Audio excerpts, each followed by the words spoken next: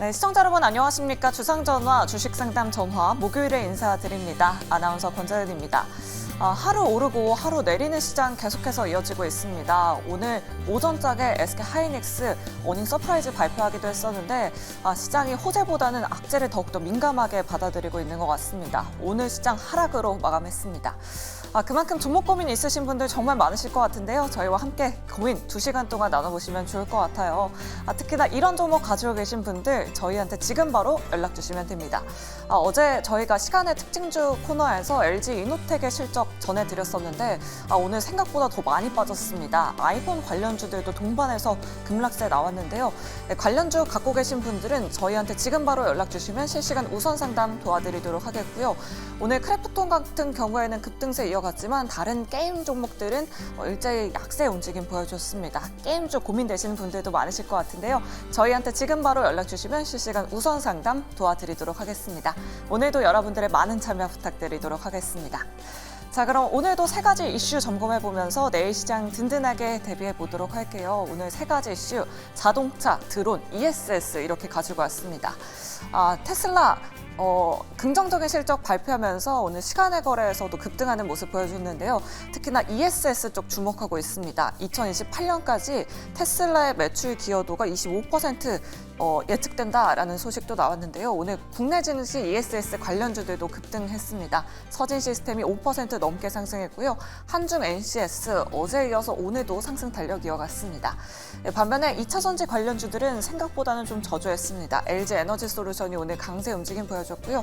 다른 종목들은 일제히 약세를 시현했습니다. 그리고 오늘 테마주들도 강세였습니다. 방산부터 시작해서 드론 관련된 섹터가 강하게 올랐는데요. 정부가 국산 작곡 드론을 연내 실전 배치한다고 하죠. 오늘 베셀이 12% 급등 시현했고요. DTNC 11%, 코콤 같은 종목도 9% 넘게 상승했습니다. 어제 저희가 모두 시간의 특징주에서 다뤄들었던 종목이니까요. 오늘 시간의 특징주 코너도 여러분들의 많은 관심 부탁드리도록 하겠습니다. 그리고 오늘 장중에 현대차의 실적 발표가 있었죠. 예상보다는 부진한 실적을 내놨습니다. 현대차 매도 물량이 거세지면서 오늘 결국 5% 하락으로 마감했고요. 기아는 내일 실적 발표 있습니다. 2% 하락세 보여줬습니다. 자동차 부품주들은 오늘 더 빠졌는데요. 화신 같은 종목이 오늘 7% 급락 나타냈습니다. 그 원인이 무엇이고 앞으로 자동차 관련주들 전략 어떻게 세워봐야 하는지 오늘 이 시간 통해서 자세하게 이야기 나눠보도록 하겠습니다. 자, 그럼 오늘 이 두 분과 함께 이야기 나눠보도록 할게요. 자, 오늘은 이화진 과장 그리고 이지은 대표 모셨습니다. 두 분 어서 오세요. 네, 일단 시장 이야기부터 안 해볼 수가 없을 것 같습니다. 삼성전자 이야기 안 해볼 수가 없을 것 같은데요. 오늘 장 막판에 매도 물량이 터지면서 4% 급락으로 마감했습니다. 59,000원이 지지선일 줄 알았는데 정말 오늘 큰 폭으로 하락했어요. 과장님께 여쭤보도록 할게요. SK하이닉스 오늘 어닝 서프라이즈 발표했음에도 불구하고 삼성전자 4% 넘게 밀렸습니다. 오늘 이 하락 어떻게 평가해야 될까요? 네, 만약에 오늘 SK하이닉스가 실적이 못 나왔으면 삼성전자가 이렇게 빠졌을까 사실 싶기도 합니다. 그만큼 시장에서 3분기 때 삼성전자 업황이 사실 부진한 게 아니라 삼성전자 대비 SK하이닉스가 시장을 대부분 선점을 했구나 이렇게 해석을 해봐도 되지 않을까 생각을 하고 있습니다. 삼성전자 그 반도체 그 DS 쪽이 4조 영업이익이 나왔고 이번에 SK하이닉스가 대략 한 7조가 나왔습니다. 거의 3조 차이죠. 여기서 파운드리를 빼더라도 거의 한 5.4조, 그러면 대략 한 1.6조 차이 납니다. 이 2분기 때와 완전 다른 색깔을 좀 나왔다고 볼 수가 있는데, 사실 결국에는 어차피 지금 디램이나 특히 낸드 쪽 같은 경우는 계속 다운 사이클이고 가격대도 계속 하락하고 있는 추세이기 때문에 결국은 HBM 쪽에서 좀 평가가 굉장히 갈라졌다라고 좀 생각을 할 수가 있을 것 같습니다.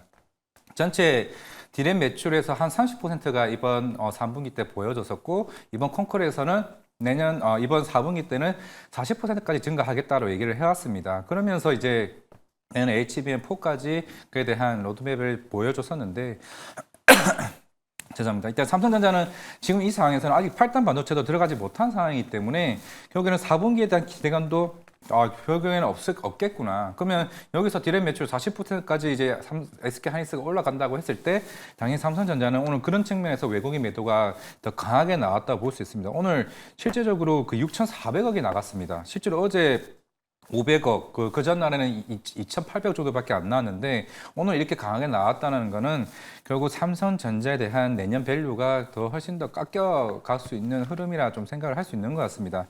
SK 하이닉스도 이번 3분기 실적에서 PC 모바일 그리고 서버 쪽 다 안 나왔기 때문에 결국 HBM에서 승부를 다 가려졌다고 생각해 본다면은 아마 오늘 SK 하이닉스가 짧게 나왔지만은 내일부터라도 SK 하이닉스는 아마 아마존닷컴이 내일 금요일 저녁에 발표가 될 겁니다. 그러면 아마존닷컴 실적이 굉장히 잘 나오고 내년 HBM 공급광에 대한 우려를 해소시켜 줄 수 있을 만한 가이던스가 나온다고 하면은 제가 볼 때는 SK하이닉스가 더 강한 상승률이 다음 주에 나올 가능성이 있다. 삼성전자는 아직은 잘 모르겠다 말씀드리겠습니다. 네, 알겠습니다. 어제 사실 외국인 순매수가 잠깐 찍혀서 오늘 좀 매도 규모가 줄어드나 싶었었는데 오늘 시장 4% 급락으로 마감했습니다. 갖고 계신 분들 의견 잘 참고해 보시면 좋을 것 같습니다. 그럼 다음으로 현대차의 실적 발표도 한번 확인해 보도록 할게요. 오늘 오후장에 현대차 매도 물량이 거세졌습니다. 실적 추정치를 하회하는 실적 내놨는데요. 영업이익과 매출액 한번 확인해 보도록 할게요. 현대차 3분기 매출액 컨센서스는 43조 3,500억 원가량이었는데 발표치는 42조 9,200억 원가량입니다. 영업이익이 더 크게 밀렸습니다. 컨센서스가 3조 9천억 원가량이었는데 발표치가 3조 5,809억 원을 기록했습니다. 이지은 대표님께 여쭤보도록 할게요. 사실 현대차 올해 내내 실적 발표만 하면 주가도 오르고 뭐 하이브리드 관련된 종목도 같이 오르고 뭐 배당도 굉장히 세게 발표했었어서 기대감이 항상 컸었잖아요. 이번 분기는 정말 실망감이 큰 것 같아요. 이번 분기만 이렇게 부진했던 건지 실적 어떻게 보셨을까요?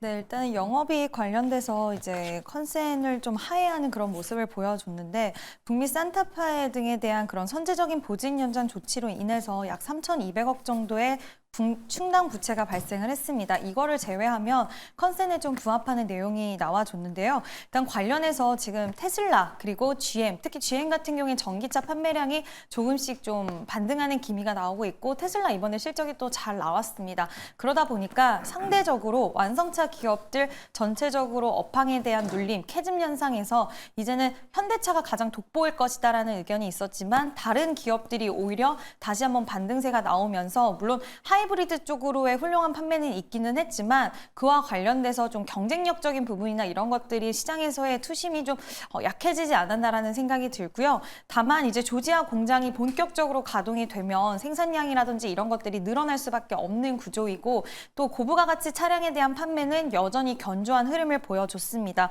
이제 하반기부터 투싼, 산타페, 펠리사이드 같은 하이브리드 모델을 적용한다라고 감안을 하면 그와 관련된 매출이나 이런 판매는 더 올라갈 것이라고 볼 수가 있고 특히 SUV 차량 같은 경우에는 북미, 유럽 이쪽에서는 또 우리나라 대비해서 훨씬 인기가 많은 그런 차종들인데 하이브리드 모델이 또 출시가 되고 나서 그와 관련돼서의 이런 인기도적인 측면들 그리고 점유율 이런 것들은 앞으로 더 기대할 수 있는 부분들이 저는 있다라고 판단을 하고 있어서 오늘 좀 예상보다 더 많이 빠지긴 한 것 같습니다. 근데 오히려 현대차는 지금은 매수 관점이 저는 맞지 않나라고 생각이 들고요. 물론 시장 참여자들의 투자 심리가 가장 중요하게 반영이 되다 보니 주가 관련돼서 지금 오늘은 좀 5% 이상의 하락이 나오고 있긴 하지만 좀 길게 장기적으로 봤을 때는 결국에는 다시 한번 주가의 상승세로 자리 잡을 수 있는 가능성 열어두시고 지금은 분할 매수 관점으로 충분히 매수 타이밍으로 좀 노려봐도 좋지 않을까라는 의견을 드리고 싶습니다. 네, 알겠습니다. 3분기 매출 약간은 주춤했었지만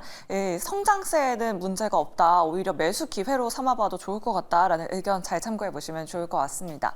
그럼 이화진 과장님께는 좀 부품주 한번 여쭤보도록 할게요. 오늘 하이비전 시스템이 굉장히 핫했습니다. 테슬라 측에서 하이비전 시스템을 직접 방문했다고 해서 그 협력 기대감이 올라왔는데 오늘 화신 같은 종목들은 정말 큰 폭으로 밀렸거든요. 이제 그런 기존에 있던 자동차 부품주보다는 ESS나 자율주행 이런 쪽을 봐야 하는 건지 하이비전 시스템 지금 따라가도 괜찮을까요? 일단은 이제 하이비전 시스템이 이제 저도 이제 확인을 했는데 네. 이제 테슬라 측에서 온 게 아니라 하이비전 시스템이 테슬라 측을 갔더라고요. 예, 그렇게 방문을 했는데 그러면 이제 하이비전 시스템은 이제 카메라 모듈 쪽입니다. 어제 테슬라 실적 발표 이후에 콩쿠르에서 얘기가 나왔던 게 이제 FSD 관련해서 이제 시장에 조금 본격적으로 나설 수 있는 이제 모멘텀을 보이고 있는 건데, 물론 이제 하이비전 시스템이 자회사가 이제 퓨런티어입니다. 그러면 이제 결국에는 이제 뭐 10월 11일 이후에 로보텍스 이후에 이제 테슬라도 사실 뭐 전기차 판매보다는 향후에 FSD와 관련된 시스템을 판매를 더 구독 서비스로 더 빠르게 올라갈 가능성이 좀 있지 않을까라고 좀 생각을 하고 있습니다. 어떻게 보면은 일론 머스크 자체가 한 단계 빠르게 좀 움직임을 좀 나타낸 걸로 좀 볼 수 있을 것 같습니다. 물론 이제 중국 쪽도 이제 점차적으로 단계별로 이제 허가가 계속 떨어지고 있는 상황이기 때문에, 그러면 물론 지금 오늘 화신이나 이제 뭐 현대차도 뭐 대부분 이제 빠지긴 했습니다. 물론 그런 측면에 10월 달부터 조지아 공장이 가동이 되고 이제 북미 쪽에 대한 매출이 저는 개인적으로 빨리 올라갈 수 있을 것으로 보이고 있는 상황이기 때문에, 앞에서 이재현 대표님 말씀하셨다시피 사실 뭐 이번 3분기 실적은 특히 유럽 쪽에 대한 판매 데이터가 안 좋아서 사실 계속 꾸준히 조금 부진했던 모습을 보였지만은 북미 쪽은 계속 견조했습니다. 일단 현대차 그룹은 북미 쪽은 계속 꾸준히 점유율이 올라가고 있습니다. 이거는 뭐 전기차도 마찬가지고 하이브리드 쪽도 마찬가지이기 때문에, 그러면 이제 본격적으로 그 보조금 수혜를 받을 건데, 하지만 시장에서 두려워하고 있는 거는 만약에 이제 트럼프 후보가 대통령이 되게 되었을 시 그에 대한 관세와 그에 대한 보조금도 축소시켜버리게 되면, 2년 전에 불과 우리가 처음 시행을 했을 때 엘리바마나 조지아가 그냥 빨리 공장 증설해서 우리도 보조금 혜택 받겠다고 얘기를 해왔습니다. 그래도 제가 현대차나 부품주들을 기대를 하는 거는 그 2년 동안 보조금을 못 받았음에도 불구하고 시장 점유율을 15% 이상까지 올라왔다는 것에 대해서 저는 충분히 전기차 시장에서 충분히 승부를 걸어볼 수 있다고 생각을 하고 있고, 화신도 지금 이제 조지아 쪽에 공장이 있는 상황이기 때문에 향후에 여기와 관련된 실적 턴어라운드를 좀 기대를 저는 개인적으로 해볼 수 있다고 보이고 있는 상황이기 때문에, FSD 쪽으로는 이제 아까 말씀하셨던 하이비전 시스템 그리고 프론티어 같이 봐야 된다고 생각을 하고 있고, 이 회사들이 고객사들이 뭐 MC넥스나 뭐 삼성전기나 LG 이노텍이나 등달아 다 같이 가고 있습니다. 최근에 사이버트럭도 최근 국내에 조금 모습을 보여주고 있는데, 이제 본격적인 판매에 앞서서 이 관련된 공급 계약 이슈가 좀 시장에서 나오는 게 아닌가. 이미 삼성전기와 LG 이노텍은 사이버트럭과 계약을 맺은 상태입니다. 그러면 여기서 이제 추후에 대한 계약 기대감이 좀 있을 수 있지 않을까 좀 생각을 하고 있는 생각입니다.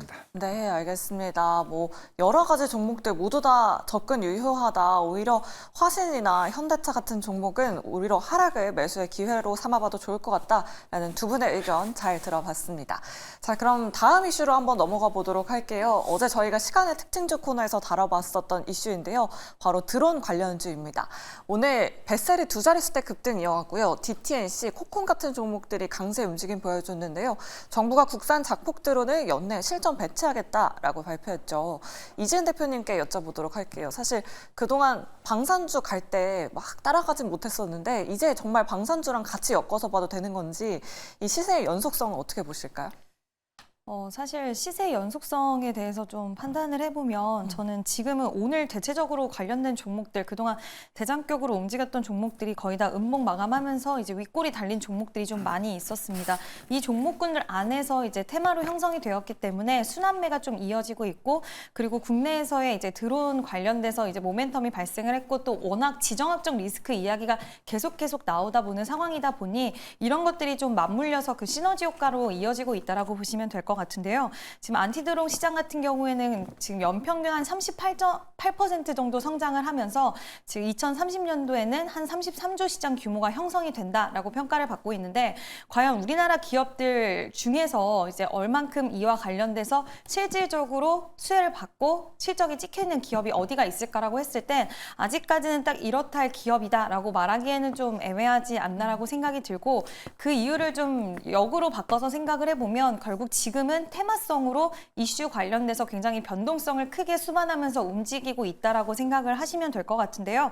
요즘 시장의 패턴 자체가 이제 종가 부근으로 해서 음봉으로 나오고, 그리고 어느 정도의 기술적으로 이탈을 하다가도 다음날 또 순식간에 워낙 계속해서 이슈에 따라서 민감하게 반응하는 시장이다 보니까 관련돼서 갑자기 추세가 또 전환되는 모습이 보이기도 하는데, 당분간은 지정학적 리스크가 굉장히 불거진 상황이고, 지금 지정학적 리스크 이야기 나올 때마다 드론 관련 관련주들이 좀 함께 연동돼서 움직이는 모습들이 있다 보니 신규 진입에 대해서는 지금 뭐 내일이나 그리고 모레 혹시라도 추가적인 거래량이나 새로운 이슈가 나왔을 때는 좀 유효할 수는 있겠지만 지금은 보유하신 분들의 관점에서 보시는 게 맞지 않나라고 생각을 하고 있고요. 보유하신 분들도 이제 이 시장의 그 수혜 자체가 실질적으로 이어진다기보다는 지금 이슈에 따라서 기대감적인 측면이기 때문에 너무 큰 욕심보다는 그때그때 잘 대응하시는 게 좋지 않을까라는 의견을 드리고 싶습니다. 네, 알겠습니다. 드론 관련주 일단은 보유자의 영역으로 보자라는 의견 잘 들어봤습니다. 지금 한국 폴란드 정상회의가 열리고 있습니다. K2 관련해서 협력을 계속하겠다라는 내용이 나왔는데 이 부분은 이화진 과장님께 여쭤보도록 할게요. 사실 뭐 도장을 찍거나 뭔가 계약서를 쓴 건 아니잖아요. 네. 이 내용 어떻게 보셨을까요? 사실 뭐 새로운 소식은 아니라고 생각을 하고 있습니다. 뭐 애초에는 그 9월 달에 2차 계약이 나온다라고 얘기를 해왔던 만큼 물론 이제 협상이 계속 진행 중인 건 이제 맞는 상황이기 때문에 일단 뭐 현대로템 입장에서는 뭐 계속 꾸준히 주가가 그동안 계속 선반영되면서 계속 이제 현대로템은 3분기 실적 좋을 거고 폴란드 2차 수출 계약 이 두 건으로 인해서 계속 주가가 올라왔습니다. 3분기는 기존에 폴란드 처음 계약 맺었던 물량들이 2분기 때 본격적으로 실적에 반영이 되면서 2분기가 역대 실적이 나왔었고 이제 3분기는 그 남은 물량들이 아마 추가적으로 이번 실적에 반영이 될 겁니다. 거기다가 이제 폴란드 수출 연내에 할 수 있다. 그러면 결국 2개월 안에 좀 계약 소식이 나올 가능성이 좀 충분히 있다라고 생각하고 있고 사실 여기서 다시 현대로템은 끝나는 게 아니라 루마니아와 또 슬로바키아 향에 대한 매출이 남아 있습니다. 그 수출 계약이 좀 남아 있는 만큼 그만큼 지금 우크라이나 그 관련 이슈도 있었고 나토 국가에 또 서서히 이제 개입을 하려고 합니다. 나토 국가 개입을 한다? 그러면 현대로템의 K2 전차에 대한 수입이 더 가팔라질 수 있는 것도 좀 긍정적으로 좀 봐야 된다고 생각을 하고 있습니다. 그만큼 지금 중동 전쟁이 다시 또 잠잠하긴 하겠지만은 그만큼 이제 물론 다음 달 평화회담도 있는 상황이기 때문에 대부분 나토 국가들의 국방비를 증액을 하게 되면은 사실 앞에서 얘기했던 세계 국가 말고도 최근에 미국도 그 국방비를 100조 이상 지금 증액을 해왔던 만큼 전 세계적으로 방산에 대한 수입이 어느 정도 계속 올라가고 있는 추세이기 때문에 현대로템뿐만 아니라 LIG레스원이나 한국 에어로스페이스와 같은 이런 회사들도 아직 수준 모멘텀이 잘 끝나지는 않았다. 그게 이제 실제로 반영되게 되면서 점차적으로 규모적인 면에서 우리나라 이제 방산에 대한 기업 가치가 점차적으로 커지고 있다라고 좀 생각을 하고 있습니다. 네, 알겠습니다. 현대로템 당장 내일 시장에 오르진 않겠지만 중장기적으로는 여전히 모멘텀 굉장히 많다. 다른 방산 중소형 주들로도 토픽 종목 말씀드려봤습니다. 이렇게 오늘 세 가지 이슈들 다뤄봤고요. 여러분들 종목 고민 굉장히 많이 보내주고 계십니다. 주상전화 종목 상담 본격적으로 출발합니다.